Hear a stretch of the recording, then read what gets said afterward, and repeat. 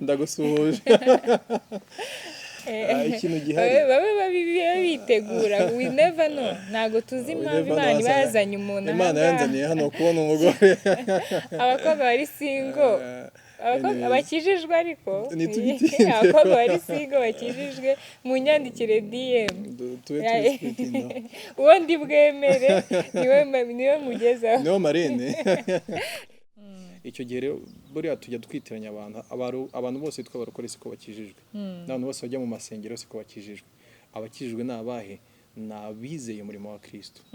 Kandi icyo kintu ngarutse gato wenda mbare kuvuga byinshi, kwizera ibyo ngibyo ndi gutereta umukobwa nugira ngo mwoherereza indirimbo zanjye zo mu gitabo jamais ushobora kumwohereza ku karirimbo kakarimbo nyine kavuga hello guys, ndabashuje mwese inshuti zanjye, inshuti za Agape Hub aho muri hose, aho munkurikira hose, ndabashuje kandi ndabashimiye ko mukomeje kunyereka support rwose. Thank you so much.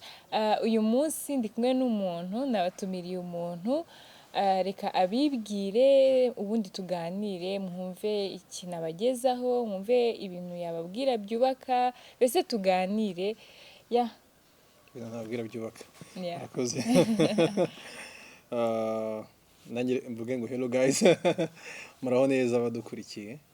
Ndishimye cyane kuba ndi umutumirwa uyu munsi kuri Agape Hub. Ni iby'igiciro. Ndishimye cyane. So rero abadukurikiye ndibaza ko baza kunyurwa n'ikiganiro tuza kugirana. Watubwira amazina yawe, witwa nde? Hari abantu bakuzi ahangaha, hari n'abandi bantu batakuzi. Watubwira nk'amazina yawe kugira ngo abantu bakumenye. Okay, reka nivuge nkaho nta muntu n'umwe nzi mu bari kudukurikira. Nitwa Dushime Yannick, niyo mazina yanjye nkoresha. Niyo mazina yanjye. Ndi umukozi w'Imana, nkaba umuririmbyi, nkaba umwigisha, nkaba n'umusore w'ingaragu. Uri umusore w'ingaragu, kuki ako kantu kongeyeho? Ariko mbere yuko utubwira impamvu ako kantu kongeyeho, Yannick ni inshuti yanjye, ni umuntu twamenyanye kuva kera, mbese twakuranye, turaziranye cyane, niyo mpamvu namutumiye kugira ngo tuganire, dusabane. Ngaho tubwira impamvu tubwiye ngo uri ingaragu. Oya, urumva iyo uvuze ngo uri umusore ni ukuvuga nyine kubisobanura mu kinyarwanda nyacyo uba ugomba kuba presi. Uri ingaragu, witwa umusore iyo utarashaka. Iyo umaze gushaka uba uvuye mu cyiciro cyo kuba ingaragu, ntukaba umugabo w'umugore. Sibuze ko uyu munsi nari umugabo, ndi umugabo. Umugabo w'umugore? Umugabo w'umugore. Donc mba ndi umugabo ku mugore wanjye. Ariko muri societe nyine ubusanzwe donc uri umugabo. None se watubwiye ngo uri umukozi w'Imana, uri umuririmbyi. Iby'uburirimbyi byo tubishyize ku ruhande cyane. Tubishyize ku ruhande, ndaza gupininga indirimbo ze. Abashaka kumenya iby'uburirimbyi muraza kubona link, sibyo? Muraza kubona link y'indirimbo ye. Rero watubwiye ngo uri umukozi w'Imana. Yego. Iyo umuntu avuze ngo umuntu ni umukozi w'Imana, ese ukorera Imana gute? Mu rusengero nyine ukorera Imana gute? Okay, urakoze cyane Agape. Kuba umukozi w'Imana rero actually si byiza cyane ko umuntu yakwitwa umukozi w'Imana bidahere ku kuba umwana w'Imana. Ubu uri umwana w'Imana, n'umwana w'Imana bafite inshingano zo gukorera Imana kuko ni se, ni so cyangwa ni data.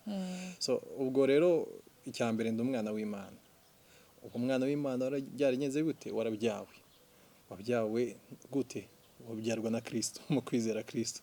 So hanyuma gukorera Imana, umurimo mfite mu bwami bw'Imana, ndi pastor ariko teacher, umupasiteri w'umwigisha. Umushumba w'umwigisha. Njye menyereye ko abantu b'abapastors aba ari abantu bafite imyaka 60, 70 bambara. Ahangaha ndi kuvuga hari umuntu kumamagara.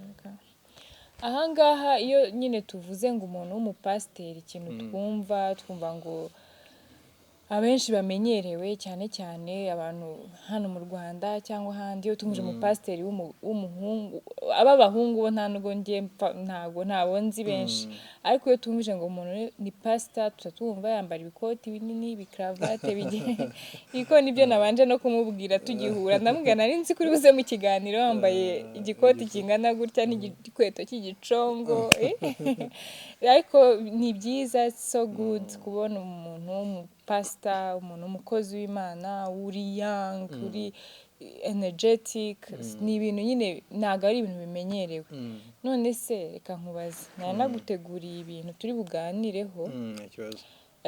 Ikintu cya mbere nshaka ko tuganiraho, umuntu w'umupasiteri cyangwa birashoboka ko wakorera Imana cyangwa birashoboka ko umujene yakizwa, kuko wowe urakijijwe ariko ntabwo abajene benshi bakizwa. Urakoze cyane Agape kumbaza icyo kibazo. Ibyo biko tuvuga binini nabisize mu rugo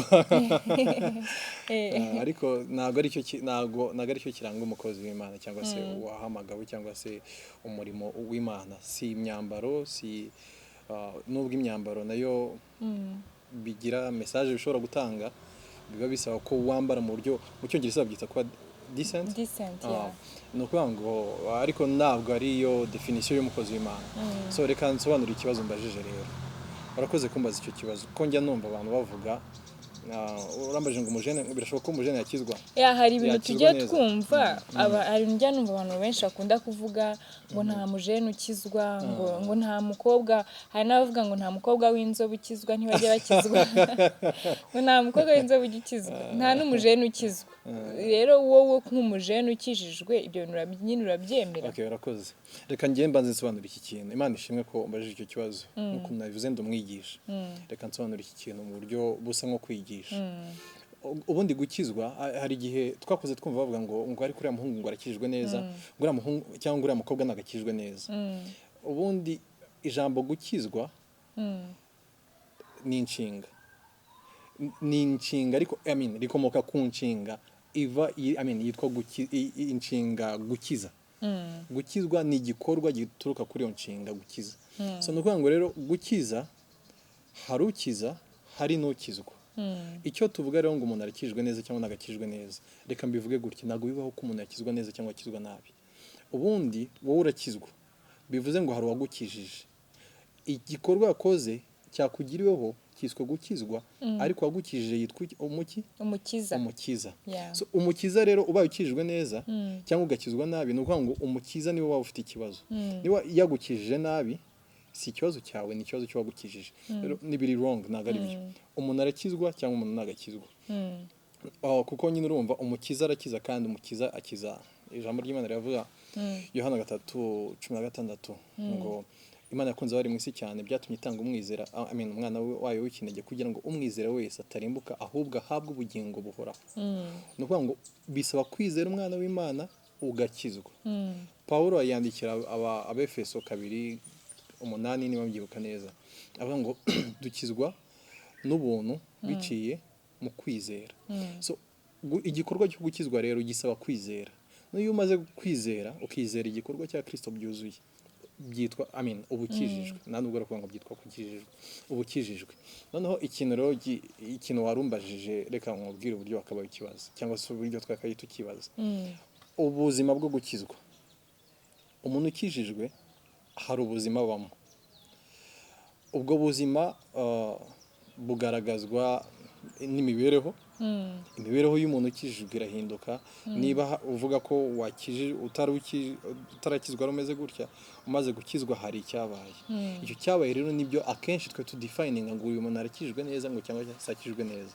Ariko nanone reka mbisobanure gutya. Urumva umwana iyo avutse, gukizwa byitwa kuvuka bwa kangahe? Bitubwire. Byitwa kuvuka bwa kabiri. Ni bwa kabiri nari mbizi, ariko ndashaka ko nyine atubwira neza kugira ngo abantu babyumve. Gukizwa kuvuka bwa kabiri. Uvuga ngo umuntu uvutse bwa kabiri ni uruhinja mu buryo bw'umwuka. Ijambo ry'Imana rirabivuga. Ntabwo nshaka kugaruka ku byanditswe cyane. Uyu muntu w'uruhinja rero, uruhinja ntabwo uhita expectinga ko rugiye gukora ibintu nk'iby'umuntu mukuru akora. uyu munsi ubasha kwigaburira, ubasha kwiyambika, ubasha kwibeshaho ibintu byose, ariko ukiri uruhinja ntabwo ibyo bintu wari ubishoboye. N'umuntu ukijijwe rero ntabwo umunsi yakijijwe ariko ubuzima bwe buhita buhinduka ngo bugaragarire abantu. Haza process, ni urugendo ruba rutangiye. Sasa impamvu bikunze kuvuga ko abajene ngo badakizwa, akenshi abantu bakira agakiza mu myaka yabo mito, cyangwa se umujene ukijijwe. Kandi mu myaka yawe niba uri umujene ukijijwe wasohokaga, wanywaga inzoga, wanywaga itabi, donc ubuzima bwo gushimisha umubiri. Umuntu aka-expectinga ko niba wakijijwe bihita bihinduka, ariko yirengagije ko hari procedure. Iyo procedure rero niyo igomba gukurikizwa kugira ngo umuntu agere ku kigero. Bibiliya iravuga ngo ikigero gishyitse cya Kristo. Iyo procedure iyo ikurikijwe, umujene malgré imyaka yari yo yose, abe ingimbi, abe umwangavu, abe urubyiruko, abe umuntu mukuru, umwadulte, iyo process ye ikurikijwe, hanyuma bigasaba no kwiyegurira bya bintu, nakabuza ubuzima bw'umuntu burahinduka. So kuri wowe nyine nk'umukozi w'Imana wemera ko agakiza ni process, umuntu kuba umuntu yakijijwe uyu munsi ntabwo ari byo byerekana yuko ahita agera ku rugero rushimishije. N'umujene yakizwa, umukobwa yakizwa, umuhungu yakizwa. None se ko abapastors ubundi mu judginga abantu abanyabyaha, uyu muntu yumvise ngo umupasiteri ahita agira ubwoba akavuga agiye guhita ambwira ibyaha byanjye byose, anjudginge gutyo. Nyine niyo impamvu nkeka ko abantu, ngiye ku giti cyanjye, impamvu nkeka ko abantu badakizwa cyangwa abajene badakizwa ni bwa bwoba bwo kuvuga, ni ubwo bambwiye ngo nkizwe ngiye guhita mva mu buzima bwanjye, nshyire ku ruhande, sinzongera kwishima, ngiye guhita ncupira, ngiye guhita sinzongera gusa neza, sinzongera kujya mu nshuti zanjye. Nicyo uhita ubwira abantu iyo babwiye ngo mukizwe nk'abandi bapasiteri cyangwa kubuza abantu. Reka maze nsobanura iki kintu. Ubundi iyo bavuze ngo abapasiteri ngo bagira gutya na gutya, nanone hari ukuntu umuntu aba atasobanukiwe kuba umupasiteri ni iki. Hariho umunsi umwe nigeze kujya mu kiganiro ahantu, reka ndeke kuvuga, hariho wenda umuntu atabyumva bikagira, noneho mu kumpresenta, ubundi sinkunda kuvuga ko ndi umupasiteri. Ubundi ubupasiteri ni inshingano, ntabwo ari izina, cyangwa ubushumba ni inshingano. Si ngombwa kubwira umuntu ko ndi pasiteri. Uwo muntu ahita andeba ngo pasiteri b'iki gihe, mpita nibaza uyu muntu ni iki yumva kuba pasiteri cyangwa se ku mupasiteri. Ubundi umupasiteri ni umuntu, icyanditswe kiri mu Efeso 4:11 ngo nuko haba bamwe kuba intumwa, abandi kuba abigisha, abandi kuba ababwiriza ubutumwa bwiza, abandi kuba abahanuzi, abandi kuba abigisha n'abungeri. Iryo jambo abigisha n'abungeri ni ijambo rimwe. Uwigisha ashobora kuba umwungeri. Agape niba nakwigishije ashobora kukubera umwungeri. Kuba umwungeri nyine ni ugukurikirana. Ushobora kugukurikirana mwagukuza kugeza ugeze kuri cya kigero cyiza twavugaga cya Kristo. Ko hepfo muri icyo cyanditswe umumaro w'izo mpano barabisobanura. So kuba rero hari abapasiteri wenda ushobora kuba abayeho judging abantu nk'ukuntu babivugaga, cyangwa abayeho yumva ko abantu bagomba kubaho uko abitekereza, bidahuye n'ijambo ry'Imana, ni ikibazo kinaga ari ikibazo cy'umurimo cyangwa cy'umuhamagaro yahamagariwe. So ngaruke ku kibazo rero, no kuvuga ngo kuba nshobora kubwira ubutumwa bwiza bwa Kristo umuntu, ejo nkamwe expectingaho ko ibintu yakoraga byose aba yabiretse, buke bwaho naba ndi wrong. Ubundi ni iki gikuza umuntu? Ijambo ry'Imana rivuga ngo kwizera kuzanwa no kumva. Kumva iki? Kumva ijambo rya Kristo. No kuvuga ngo uko ukomeza kwigisha umuntu bigenda bimuhindura.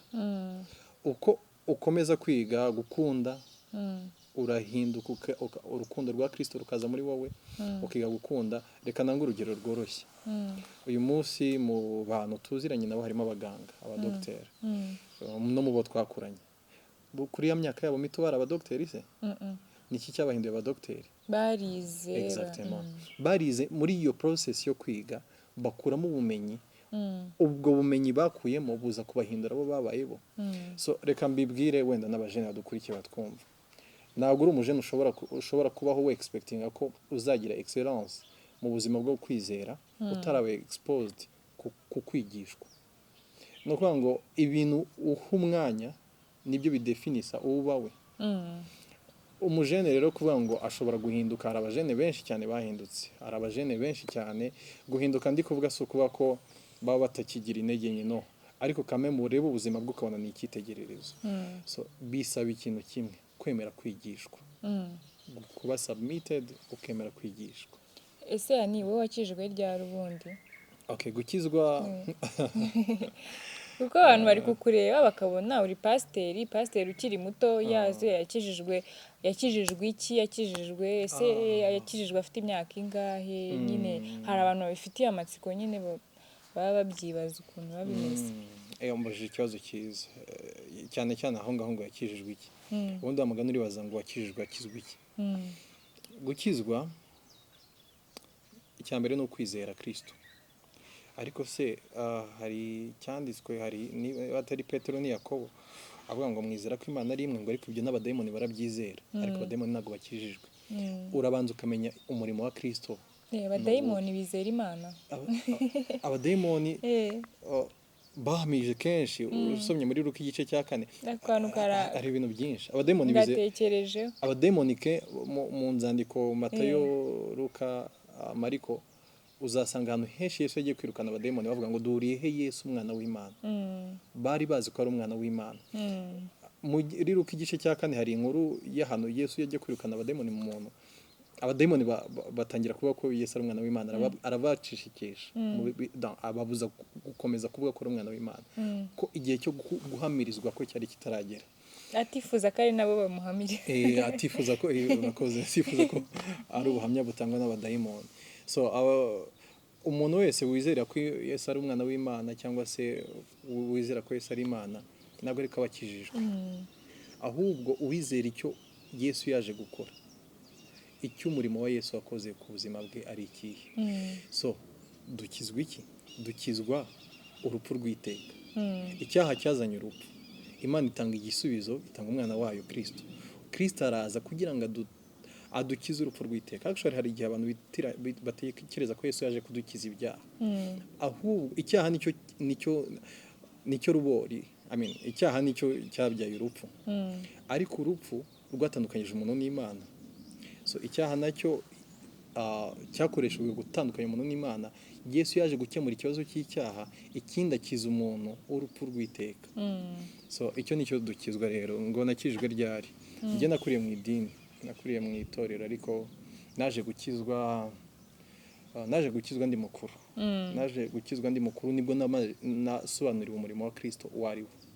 Icyo gihe rero buriya tujya twitiranya abantu bose bitwa abarokore siko bakijijwe, n'abantu bose bajya mu masengero siko bakijijwe. Abakijijwe ni abahe? Ni abizeye umurimo wa Kristo. Kandi icyo kintu ngarutse gato wenda mbare kuvuga byinshi, kwizera ibyo ngibyo ubyizezwa no kumva ubutumwa bwiza bukubwira inkuru ya Kristo, bukubwira umurimo Kristo yaje gukora. Noneho ijambo ry'Imana riravuga ngo Pawulo yandikira itorero ry'Abaroma igice cya 1 umurongo ndumva 16 ngo erega ubutumwa bwiza nibonera isoni, ngo kuko muri bwo ngo ariho nyihanganira nyisome kugira ngo cyumvikane neza. Nta kibazo. Ni igitabo cy'Abaroma igice cya 1 umurongo no wa 16 niba mbyibuka neza. Haravuga ngo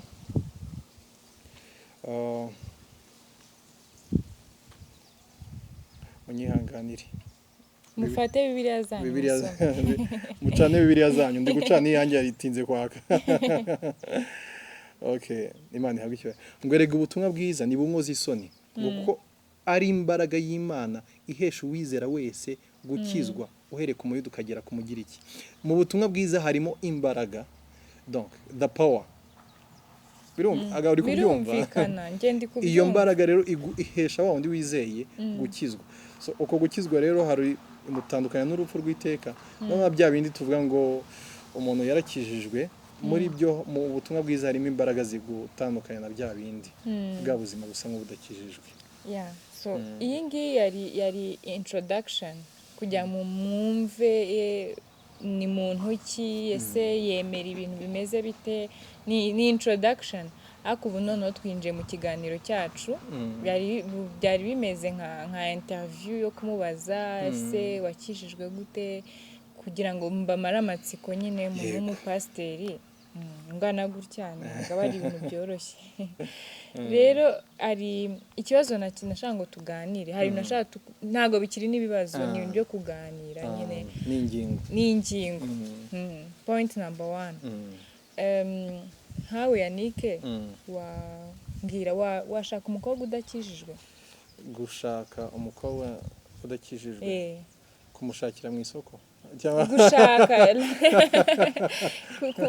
warongora umukobwa udakijijwe sorry nabyumvise gushakana n'umuntu udakijijwe rero icyo ni ikibazo cyiza ubundi biba byiza tuganire hano nk'abajene biriya by'ubupasiteri byabanje muri introduction tuganire nk'abajene washaka umukobwa udakijijwe ariko hari ikintu kitaza kunyorohera bivuze ntandukanyije n'umuhamagaro wanjye ntabwo bishoboka uyu uvuye ntacyo njyewe nakubwira ngo umwigisha ni ukuvuga ngo umwigisha rero aba afite ingingo zimurengera ijambo ry'Imana Pawulo yandikiye abaroma aravuga ngo ntibishoboka ko ariko ibi bintu mbivuze gutya bishobora kumvikana nabi kuko umucyo wabana n'umwijima umuntu ashobora kugira ngo ahari nisi umuntu udakijijwe ni opinion yawe icyo wamwita cyose ariko ubundi birakwiye ko ubana n'umuntu muje kwizera tube turetse no kuvuga ngo gukizwa buriya muri relation cyangwa mu mibanire y'umuhungu n'umukobwa n'umugabo n'umugore habamo ikintu bita compatibility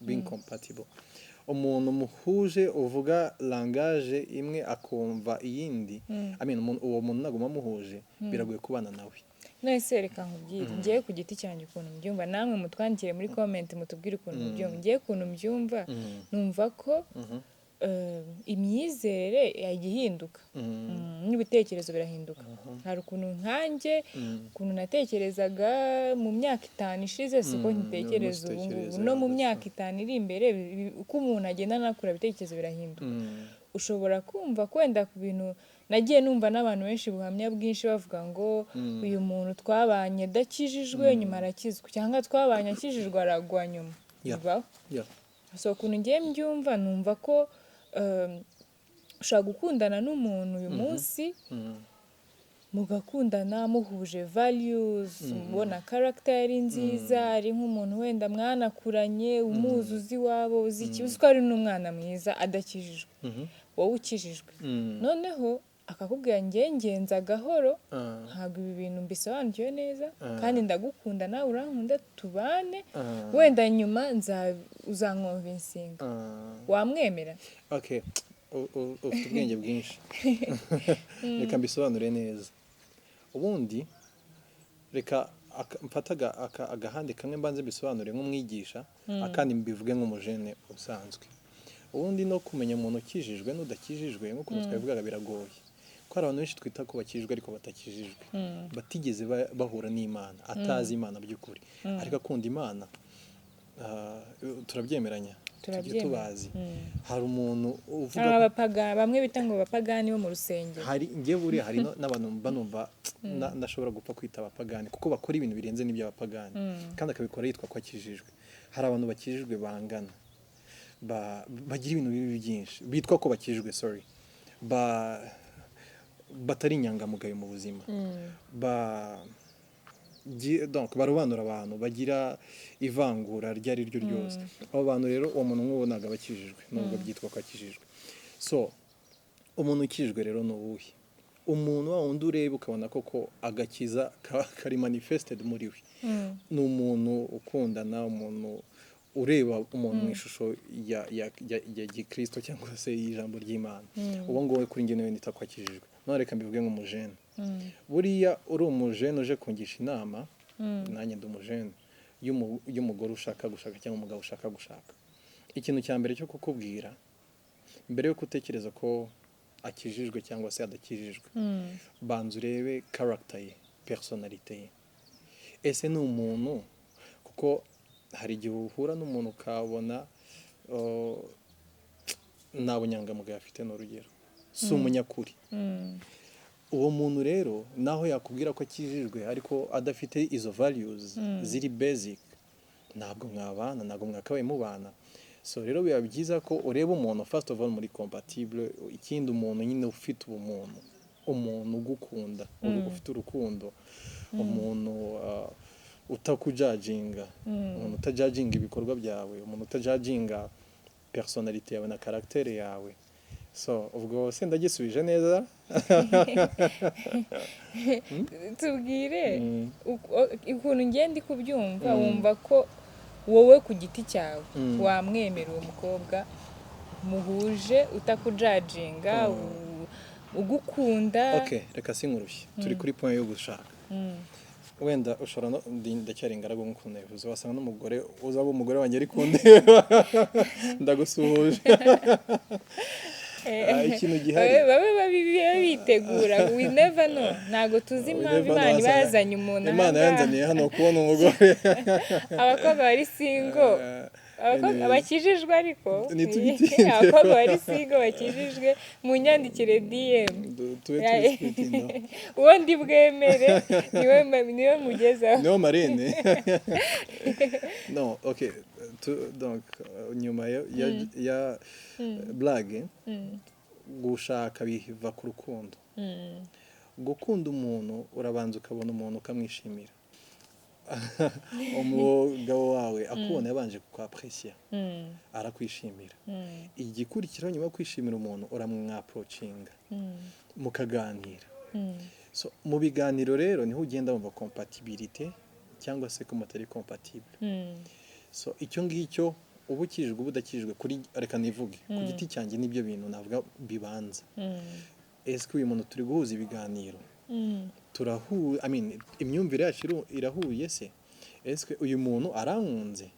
Niba namukunze, kuko tujye tubyemera, abajene benshi mwese ku bahungu indobo ni ikintu babyita indobo, mwarayimenyereye, ni ibintu uba ugomba kwakira. Ukunda umuntu bitavuze ko bigomba kuba reciproque. Niba ugize amahirwe rero ibyo bintu uko ari bitatu cyangwa bibiri bihari, niho hahita hatangira kuza cya kintu cy'imyizerere. Wambajije nkanjye ngo nashaka umuntu udakijijwe, ku giti cyanjye navuga ngo mfite confidence mu byo nzi kandi mu byo nizera, ku buryo ntekereza ko muye n'umuntu uwiringa kumva akumva ibyo nizera, nakabuza nakubwiye ngo ibi bintu twizera cyangwa se ubutumwa bwiza bufite imbaraga, n'imbaraga y'Imana. Ndabizi ko ibi bintu uri kunega uha ubumaye umwanya muri kwagutereta kwanjye no kukuganiriza nkubwira ijambo ry'Imana, mba mbizi ko rya jambo ry'Imana rizagira impact. So nakabuza rero mbona uyu muntu afite ibi bintu by'ingenzi by'ibanze, mba mbizi ko mfite umurimo wo kumubwira ubutumwa bwiza bukamuhindura tukazabana yizera Kristo akijijwe. Hari ibintu njya numva n'ibyo uvuze, hari ibintu njya nkunda kumva abantu bavuga ngo hari umuntu, reka nkoresha amaterme nyine abakristo bakoresha, bakunda kuvuga ngo uriya ngo ni umupagani, ngo ntago ari mu bwami bw'Imana ariko ari hafi y'ubwami. Hari n'undi bitaga umuzayifuse ngo ntari mu bwami bw'Imana, like ntago ari umukristo ariko ari hafi y'ubwami bw'Imana. ubwo biba bisonuye iki? Hari n'undi muntu ngo uri kure y'ubwami, kure, urukumva? Ni ukuvuga ngo hari umuntu w'umupagani ariko uri hafi nkuko ku mupaka.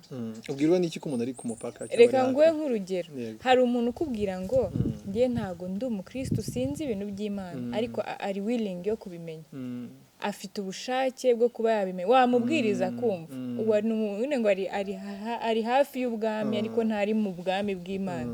None wa wundi uri kure y'ubwami, noneho ni wa wundi ukubwira ngo simbizi, sinshaka cyangwa ndanabizi, njye ntunandusha ijambo ry'Imana, sinshaka kubimenya, ndi umuhate, simbishaka. So rero uko nkeka mbyumva uko uvuze, ubaye ubonye umuntu uri hafi y'ubwami, biroroshye no kumwinjiza. Ariko ubajije ikibazo cyiza kirimo n'ubwenge bwinshi. Reka mbigaruye mu buryo buri simple. Turi kuvuga kuri dating, ku gutereta. Buriya tureke no kuvuga ngo ibintu by'Imana. okay wowe warenze icyiciro cyo guteretwa warashatswe buriya ni approaching narateretswe warateretswe iyo approachinze umuhungu cyangwa iyo approachinze umukobwa cyangwa umuhungu akako approachinga ukabona nago yumva ibintu urimo so ati akazi kawe ukabona n'umuntu ugasenya n'umuntu utubaha akazi ukora so ati umuryango wawe ukabona n'umuntu uwusenya ukabona n'umuntu uje gusenya ibintu wowe ufite kandi birishya kuri wowe uwo muntu ntabwo muba mugomba kubana mwahuza muti ntabwo mushobora guhuza so ni ukuvuga ngo rero no gutereta niba nerese umukobwa gutereta ntaheruka kwivuga kera niba tuvuga ngo kubinda yarabinze reka nkoresha ino mvugo yabaje niba mbinze umukobwa urakana kandi uyu barapanga ngo barapanga niba nerese umukobwa mwumva imyizerere yanjye ari kuyisenya mwumva si umuntu uri ready yo kumva ibintu nizera compatibility ntabwo ihari kuko nanone ikintu gikomeye ahantu ino topic ikomerera ubundi kwizera ni ubuzima ni ubuzima bwo kwizera donc ntabwo butandukana nawe nk'ukuntu umuntu ashaka kugutandukanya n'ubuzima ufite uyu munsi aba ashaka kukwica umuntu ashaka kugutandukanya n'ibyo wizera nabyo aba ashaka wabana nawe uri umurambo so ni ukuvuga ngo rero bisaba ko umuntu muba mwumva ibintu kimwe mufite muri kuri onde zimwe nk'uko mu gifaransa bivuga ashobora kuba wenda ataba converti ngo ajye mu idini usengeramo cyangwa ajye mu itorero usengeramo ariko n'undi njya mbwira abantu nunyereka ahantu handitse eglise yawe muri Bibiliya ntaryizera aya matorero dufite katolike ntabwo yanditse muri Bibiliya ubundi base ni Kristo so njyewe sinitaye kumenya ngo uyu muntu ari gusengera he cyangwa uri gusengera he ariko mufite common ground imyizerere imwe yo kwizera Kristo cyangwa se niba unamukunze cyane akaba adatuka Kristo wawe ukaba wumva ufite icyizere cy'uko azagira akemera Kristo uwo muntu mushobora kubana gusa njyewe ngarutse mu mwambaro w'ubwigisha ntabwo nakwigisha gushaka umuntu mudahuje kwizera kuko ijambo ry'Imana rirabituza ese hari ikintu nashaka ngo tuganireho hari ibintu bajya bavuga ngo abahungu cyangwa abagabo b'abakristu badakunda ku bakobwa ngo ntabwo dukunda umukobwa umeze gutya ntabwo dukunda umukobwa njya mbibona cyane abahungu bagira principe no kurusha abakobwa niko nkeka nyine abahungu bo mu rusengero abavuga ndashaka umukobwa umeze gutya witonda wambara ijipo zigera ku birenge ndashaka umukobwa uzajya uguma mu rugo utazerera ndashaka umukobwa umeze gutya uri naturel nyine twa tuntu nyine kuko abakobwa bo akenshi abakobwa bo ntabwo izo principe bazigira apfa kuba nyine abo yagukunze rero kandi akeneye kurongorwa akeneye kurongorwa banyumve neza sorry ni ukuvuga ngo abakobwa baraborohereza so hari nkawe nk'umupasiteri uri kubwira nk'abantu ugira inama abajene nyine ni iki kintu ubona abahungu badakunda ku bakobwa abahungu bafite ibintu byinshi ari bashobora kuba badakunda ku bakobwa kimwe n'uko abakobwa bafite ibintu byinshi bashobora kuba badakunda ku bahungu ahubwo bigenda bitandukana bitewe n'ama-individu n'umuntu ku giti cye ariko en general mu buryo buri general nyine ku bakizwa reka mvuge nk'abahungu b'abakizwa umuhungu w'umukizwa ikindi practicinga ibyo yizera ntabwo nibaza ko aba yakwishimira kubana n'umukobwa ntibanyumve nabi hari abantu bitanga inkundarubyino dusobanurira inkundarubyino ni ukuvuga ngo wa wundi kuwa gatanu yasohotse kuwa gatandatu yasohotse ku cyumweru umukobwa uri everywhere yabivuze neza cyangwa se reka mbivuge gutya umuntu utazi uwo ari we donc wa muntu ubona atari standing the firm kuri personalite ye umukristo nibaza ko abahungu b'abakristo batabikunda cyangwa se umuntu utamesa kamwe niba ariko nabyita naho ku bijyanye n'imyambaro imyambaro biterwa n'abantu ngewe njye nkunda umukobwa wambara neza, nkunda umukobwa w'umusirimu.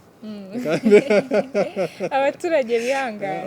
Abaturage se nta muntu utasirimuka, urumva. Ariko hari undi ushobora gusanga yikundira umugani uwambara ingutiya, uwo nawe ni amahitamo ye. Ahubwo ikintu kiba cyo kuganirwaho ni imyitwarire, iby'abahungu badakunda ku bakobwa wenda mu myitwarire, n'iby'abakobwa badakunda ku bahungu mu myitwarire. Icyo nibaza ko aricyo kintu kiba ari icyo kuganirwaho cyane, imyitwarire y'abahungu n'imyitwarire y'abakobwa. nk'ubu ngubu se nkawe ku giti cyawe wavuze inkundarubyino, abaye ari umukobwa ugukunda ariko ari inkundarubyino, ntabwo wabimufashamo cyangwa? Rero ikintu cyiza kiba ku bakobwa, ikintu cyiza nkundira igitsina gore, umukobwa we wakunze arasubmitinga, aba submissive. Ariko nanone abahungu cyangwa se igitsina gabo baba bagomba kubyitondera, nibibe mu buryo bwo gutoteza umuntu, niyo mu buryo bwo kubangamira umuntu. Ushobora gusanga ukunda imiziki, n'urugero izi ndirimbo za secular cyangwa se hari imiziki noneho muri secular music nko mu miziki ngiye nshobora kwitandukanya. Hari secular music twese dushobora kumva, donc indirimbo, hari indirimbo ducuranga mu makwe, hari indirimbo ndi gutereta umukobwa nugire ngo mwoherereza indirimbo zanjye zo mu gitabo jamais, ushobora kumwohereza ku karirimbo, ka karirimbo nyine kavuga gakora ku marangamutima. Ariko hari indirimbo ziba zanduye zanduye, banabyita neza kandi nabo babyita gutyo ngo ibishego. Ugasanga umukobwa n'umukobwa ukunda iyo miziki, kandi kuri wowe bijyanye n'uwo uri we udashobora kwicara mu modoka cyangwa se iwawe mu rugo ngo ucuranga iyo miziki. So noneho bigusaba rero kumutwaza ineza, musobanurire iyi miziki iyi miziki ntabwo ari myiza mu buryo ubu n'ubu, unanamusobanurira actually, kuko ibiriya bintu, reka ngaruke nko ku miziki, ibintu ukomeza gufeedinga your mind bya affecting ukuntu utekereza, bya affecting ukuntu ubaho. Kandi remember turi abakristo, turi kuvuga kuri ibi ngibi nk'abakristo. Niba uri umukristo ushaka kugira ubuzima donc buri consistent mu isengesho, nugira ngo ziriya ndirimbo zizagufasha gusenga jamais. So rero agafasha gusenga ese nimagine azagufashije gusenga. Hari indirimbo donc utakumva ubaye ugiye no gusenga udashobora kumva. So rero bigasaba ko umusobanurira, umutwaze urukundo. Umukobwa niba gukunda arasubmitinga.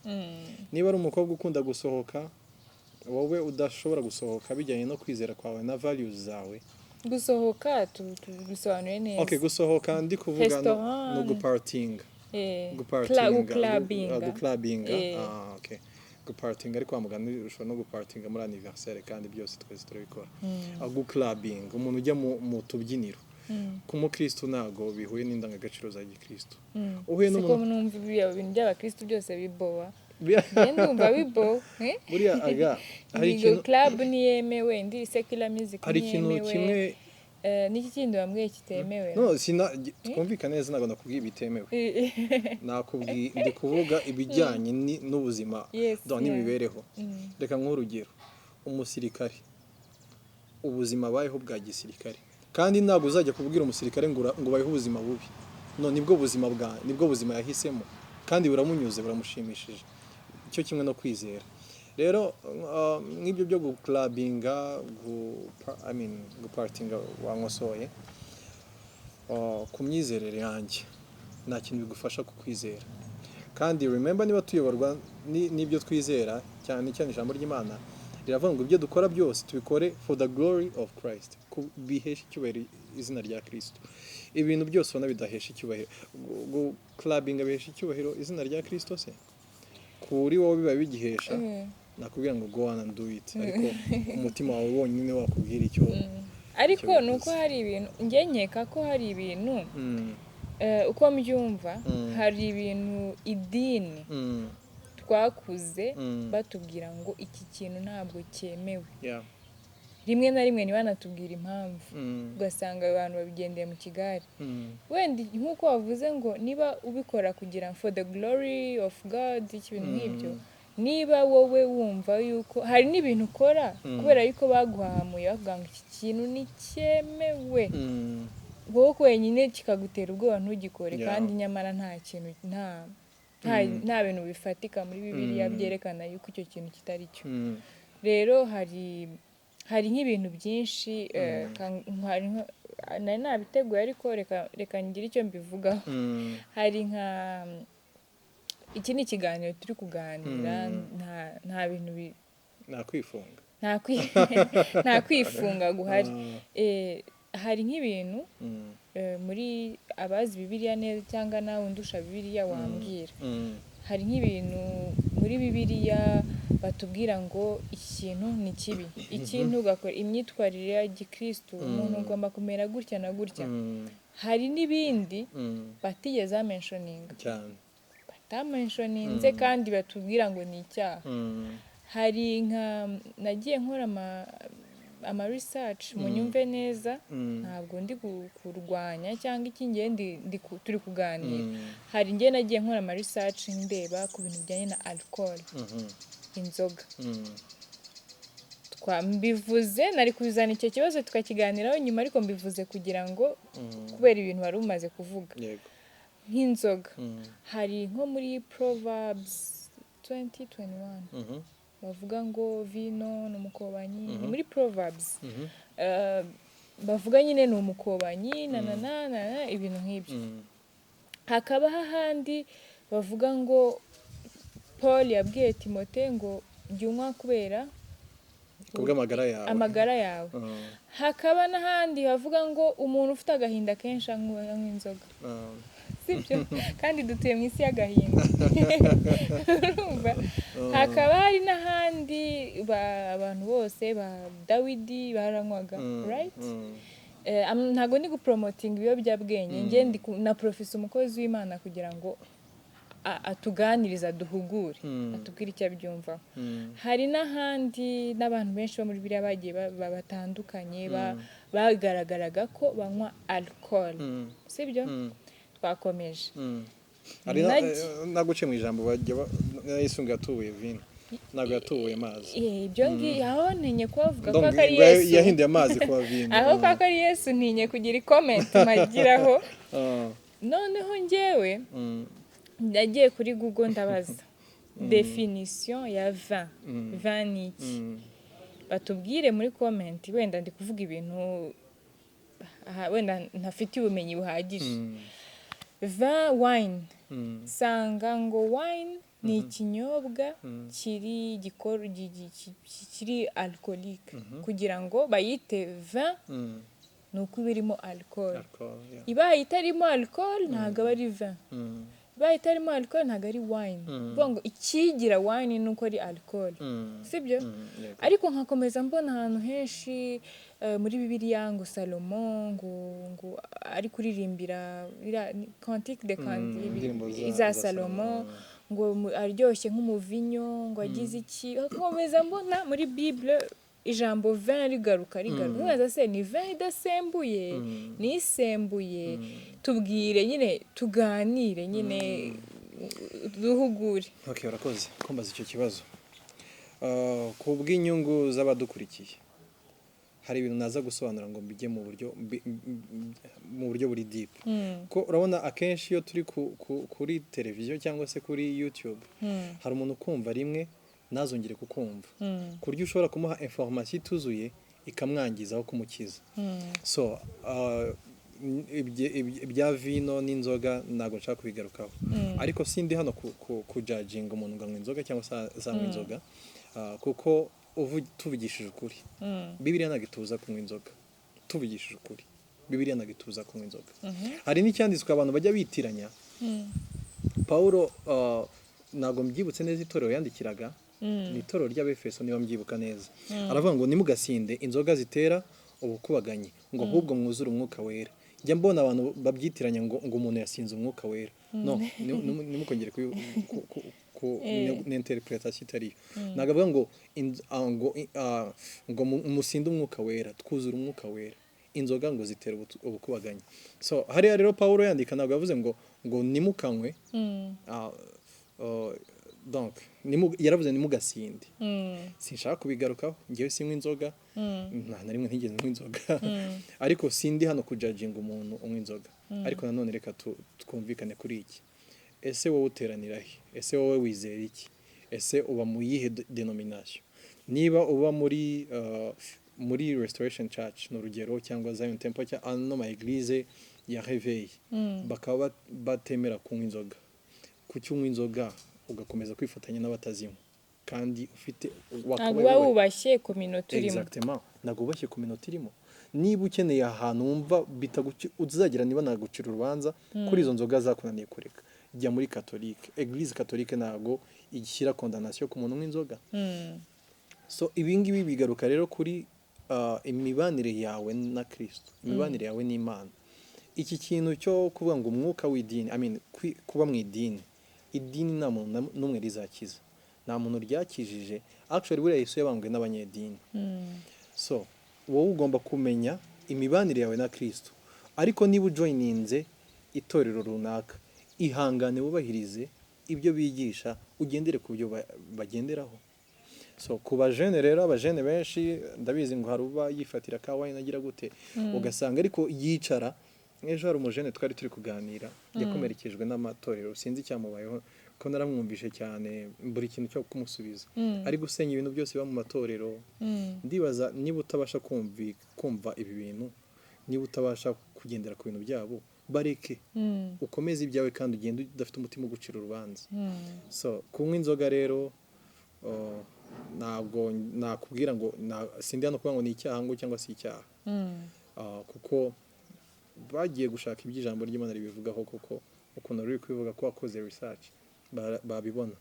Ariko wowe ugomba kumenya ese ibi bintu bihesheje akahe gaciro ubuzima bwawe. Reka ngaruke kuri iki kintu wavuze ngo inzoga ngo icyo cyanditswe ngo kivuga gute, ngo zitera ibyishimo, umunezero. Oya ngo umuntu ufite agahinda ndaza kurishaka neza, reka ngiye mbafashisha ngo niba ari ngo umuntu ufite ngo gahinda kenshi ngo anywe inzoga, sinzi ariko se ubundi mbivugiye iki ntabanje kumenya neza ukuntu ibintu ngiye. Reka mbafashisha ibyanditswe byera. Yakobo ibice 5 umurongo wa 13 niba mbyibuka neza, haravuga ngo mbese muri mwebwe harubabaye nasenge. Ntabwo ijambo ry'Imana rivuga ngo muri mwebwe harubabaye nanywe. Imibereho yo kwizera n'imibereho y'abantu bo mu isi iratandukanye. Uburyo twebwe dukemura ibibazo n'uburyo abantu bo mu isi bakemura ibibazo biratandukanye. Umuntu wo mu isi nagira umubabaro cyangwa nagira ku gahinda agakemuza inzoga, niko isi yabo ikemura ibibazo. Ariko isi yacu y'umwuka ikemura ibibazo gute? Niba ufite agahinda, niba ubabaye, ijambo ry'Imana rirakubwira ngo senga. So sinibaza rero ukuntu inzoga arizo zigiye kumara umubabaro, kandi buri ikintu kimwe kibaho. Reka mbivuge nko ku nzoga, nubwo nazinywa cyangwa nanazinywe nabanye n'abantu benshi bazinywa, akenshi urazinywa kimwe n'itabi, urumogi, bikakwibagiza ako gahinda kawe by'akanya gato. Iyo umaze kuba soba zigushizemo, ka gahinda gashobora kuza kari multiplied. So ntabwo ari igisubizo. Inzoga sinibaza ko ari igisubizo cy'ikintu icyo ari cyo cyose mu buzima. Nk'ukuntu bivuze atubwiye akantu keza, nanjye ndumva ari mbishyigikiye. Inzoga niba uri ahantu muri community batazemera, kandi no muri Bibiliya nkeka ko wavuze yuko bigaragara ko ntacyo zimarira umuntu mu by'ukuri, nta kintu cyiza kirimo mu buzima bw'umwuka, mu buzima bw'umwuka no kwizera. Ubwo ndumva ubisobanuye neza, ndumva igisubizo cyawe mpaye kinyuze. Ni ukuri pe. N'iki kindi navuze ngo turi buganireho,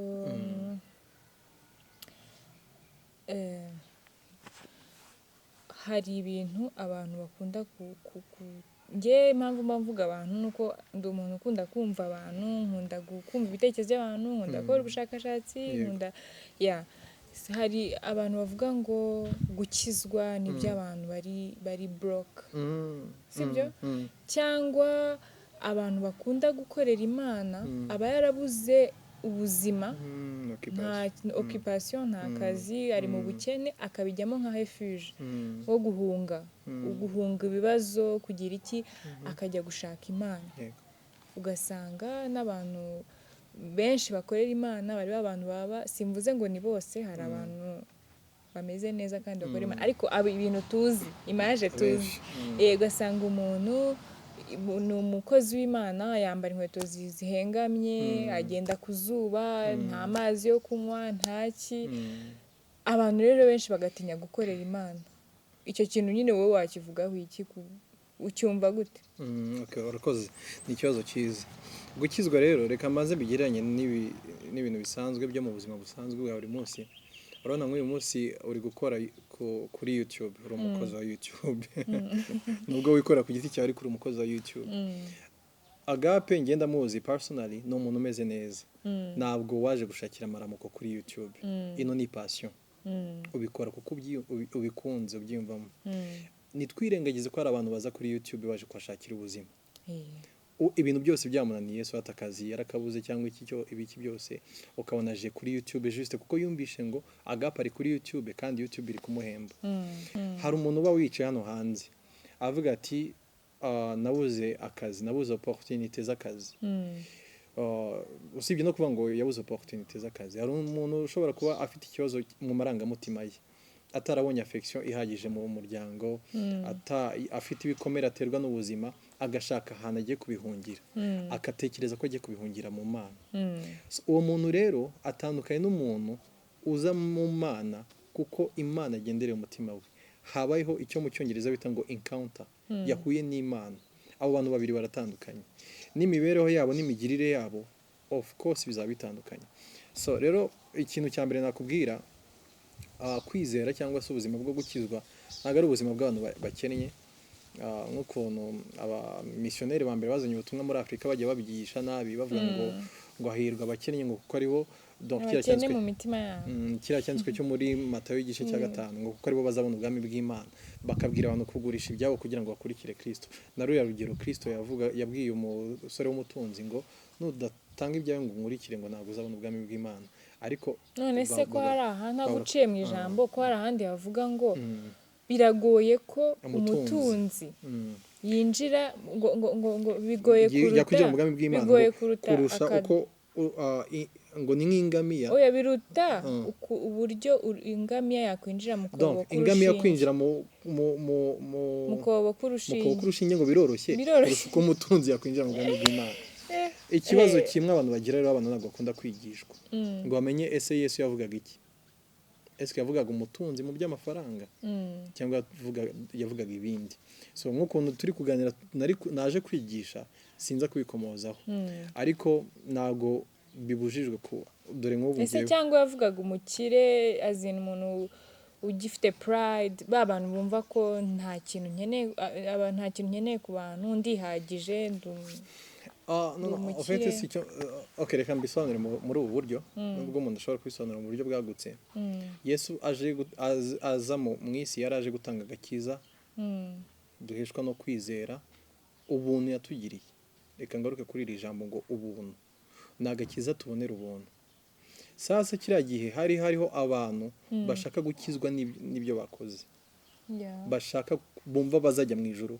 N'uyu munsi niko bimeze, hari abantu benshi bumva bazajyanwa mu ijuru no gukora imirimo yabo myiza, bazajyanwa mu ijuru no kubahiriza amategeko, bazajyanwa mu ijuru no kuba bararetse ibyaha.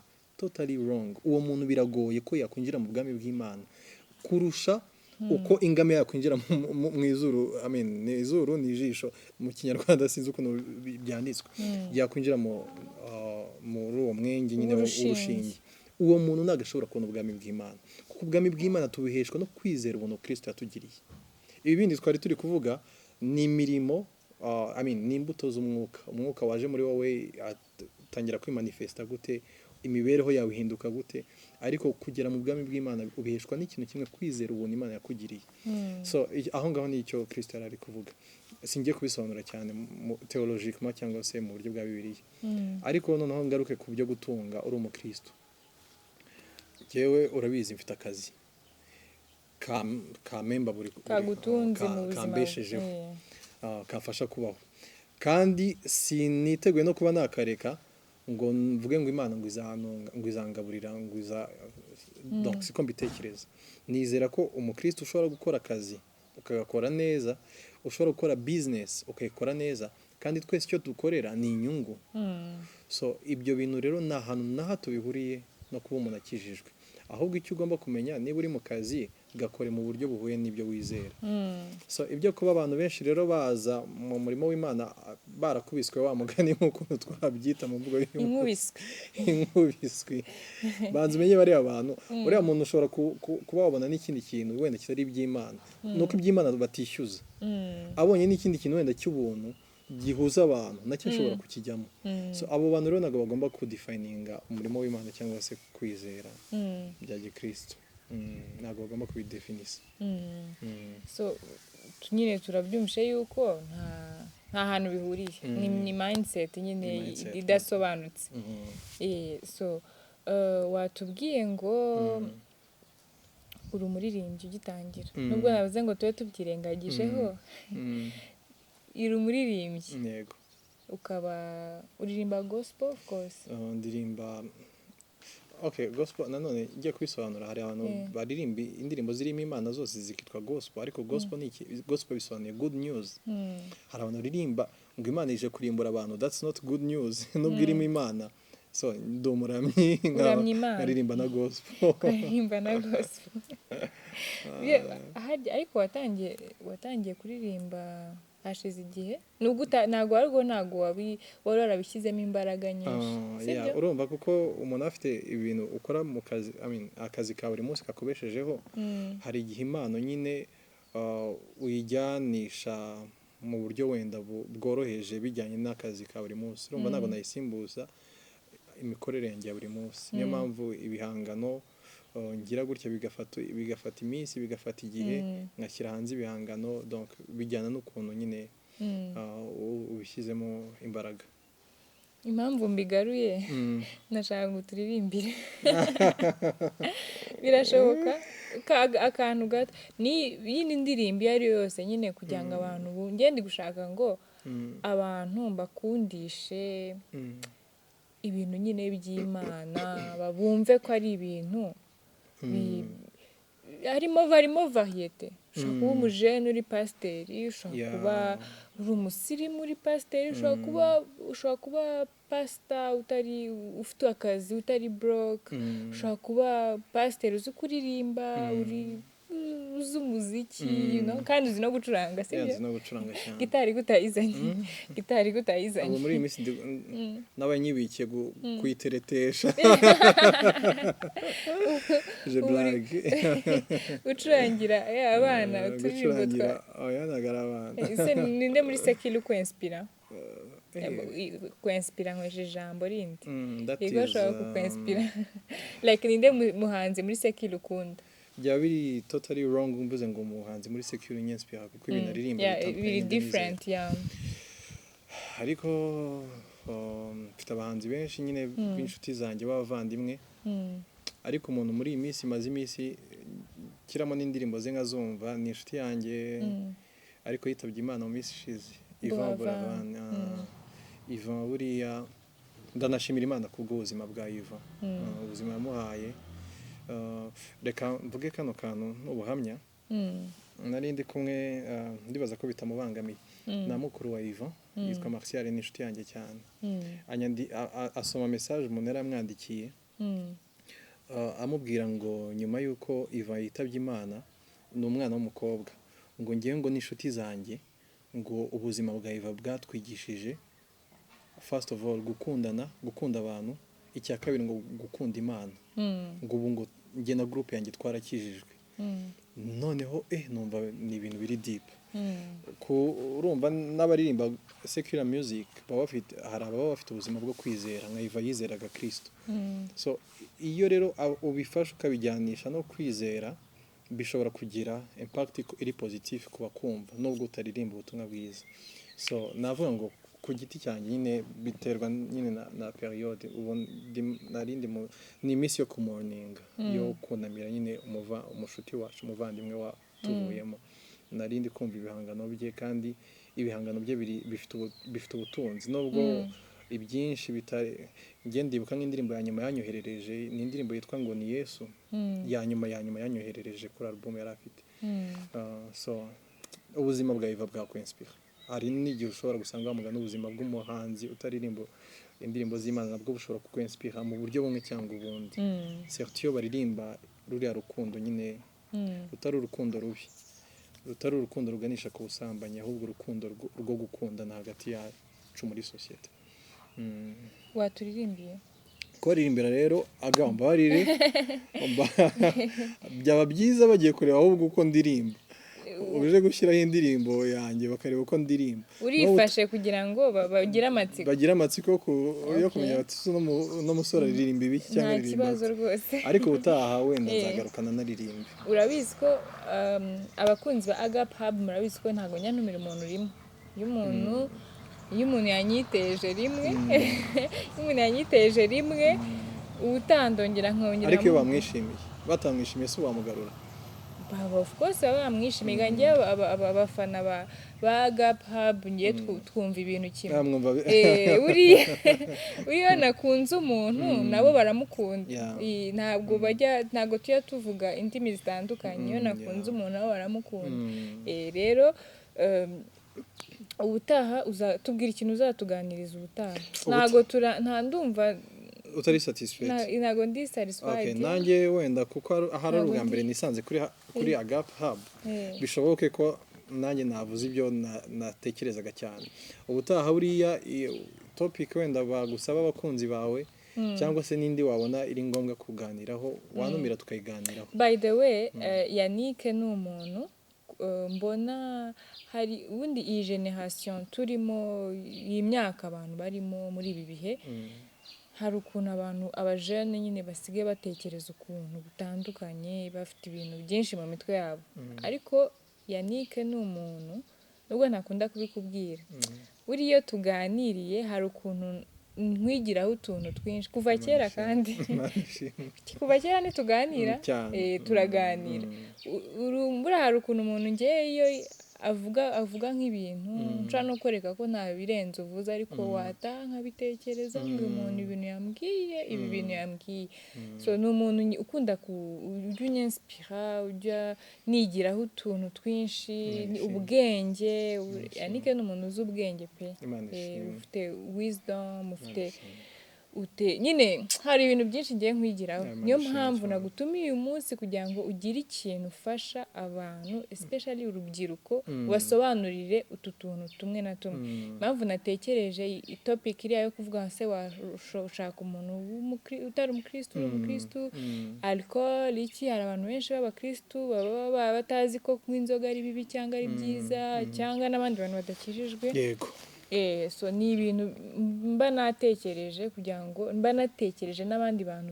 bari buze kudukurikira kugira ngo bumve basobanukirwe ibintu bimwe na bimwe nubwo akenshi ntago kuri channel yanjye akenshi nkunda kuzana amatopic ya gospel hari ibintu byinshi nanjye mba nkeneye kumenya mba nkiri kwiga mba ntaramenya neza ariko ni ibintu nanjye nkunda kandi nkunda gusobanukirwa no kugira ubumenyi buhagije nubwo hanze kuturirimbira gira icyo nubwo hanze kuturirimbira nyine uzaririmba ubutaha gira icyo ubwira abantu badukurikiye nona.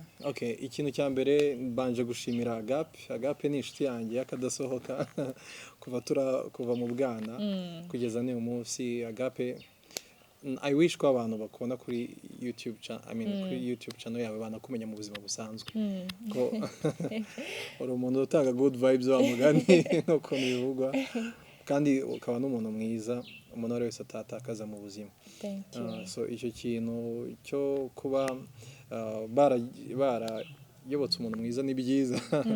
Ikindi bakomeze ba supporting channel yawe kuko bitangiye vuba ariko so far biri ku growing kandi mu buryo bwiza so abakumva rero bagiye babisangiza n'abandi aricyo twebwe nk'inshuti tuba dusabwa gukora hanyuma abantu badukurikiye ni byiza ukurikira Agape byiza ukora ubuzima bwa buri munsi ni byiza ujye mu kazi kawe ariko ikiruta byose ni Imana nk'umuntu waje hano uje mu mwambaro wo kuvuga iby'Imana nakubwira Imana mbere ya byose Imana mbere ya byose niryo jambo navuga nasoreza Imana mbere ya byose baha ibintu by'Imana agaciro murumva ko nyine inama tugiriye niyo Imana ni byose Imana niyo tuba tugomba gukurikira jewe personnellement nubwo imyemerere nakunda kuyizana ahangaha ariko nemeranya nawe 100% imyemerere nubwo ntakunda ubuzima bwanjye buri privé kubuzana hano kuri Agape. Ino ni profession yawe ntabwo ari ngombwa kwibana. Ariko ibintu yababwiye nk'abantu dutekereza, abantu dufite ubwenge tubitekerezeho hari ikintu byatwubaka. Rero guys, bashyashya subscribe, like, comment, share. Muri comment turabibutsa yuko ikintu cyose utasobanukiwe neza ukinyandikire muri comment. Ngiye nzakimubaza cyangwa nawe azagaruka kibasobanurira ikintu wumva ushaka kumubaza nk'umuntu w'umukozi w'Imana kandi ukiri mutoya ikintu wamubaza ikintu ushaka cyangwa ikintu watwunganira ubundi bumenyi waduha andika muri comment hari abandi bantu bishobora gufasha rero mwakoze cyane gukurikirana Pastor Yannick ntago njya mbimenyera ukuntu usigaye titre zarahindutse ntabwo ari ngombwa bura gushyiraho titre dushime Yannick dushime Pastor Yannick njye abantu nubaha abakozi b'Imana cyane buri so mwakoze cyane kudukurikira bye bye